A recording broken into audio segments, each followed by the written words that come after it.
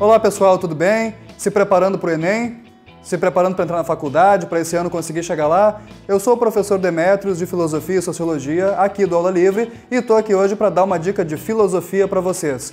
Mas como assim dar uma dica de filosofia, essa coisa tão ampla, tão louca, né, tão abstrata, né, tão da pá virada, como se diz, né, como existem essas preconceituações em cima aí da atividade filosófica? Pô, mas como é que é? Né, como é que a gente pode dar uma dica de como isso vai aparecer na prova? Simples, é uma dica que vale para toda e qualquer questão de filosofia que possa aparecer no Enem e que possa aparecer em outros vestibulares também. Que dica é essa? Anotem aí. Não existe pensamento sem contexto.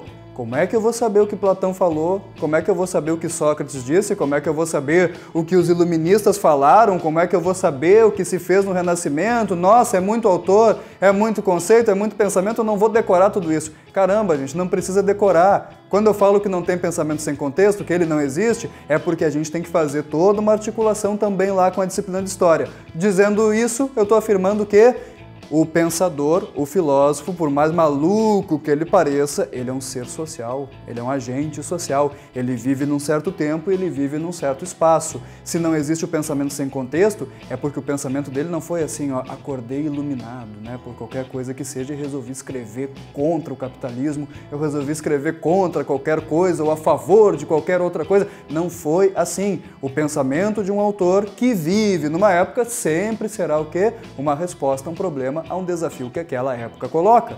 Se não houvesse aquela imoralidade política promovida pelos sofistas, sabe do que é? Sabe o que eu estou falando? Né? Sócrates não teria começado a filosofar contra os sofistas, né? Vamos lá para o século XVIII, se não houvesse absolutismo na França dos Bourbon, Luís XIV, Luís XV, Luís XVI, por que teria surgido o iluminismo? Se não houvesse uma revolução industrial que criasse uma massa de trabalhadores no século XVIII e XIX, teria surgido o comunismo e o socialismo contra a exploração desses mesmos trabalhadores aí? Gente, nós temos aí uma história das ideias também, correndo junto, né, concorrendo. É sempre muito importante isso. Saber identificar o pensamento é saber primeiro identificar o contexto. Como é que eu vou saber o que Platão falou? Basta se perguntar, para que Platão falou? Para quem Platão falou? A qual público se destinava aquilo que ele estava dizendo? Né? Assim como todo e qualquer outro pensador. Entendido, pessoal? Quer saber mais? Quer entender um pouquinho mais? Entrar um pouco mais nessa discussão? Conhecer um pouquinho mais dos pensadores e de outras dicas legais importantes para vocês? Acesse o nosso site e venha para a Aula Livre. Tá bom, pessoal? Fiquem bem e até a próxima.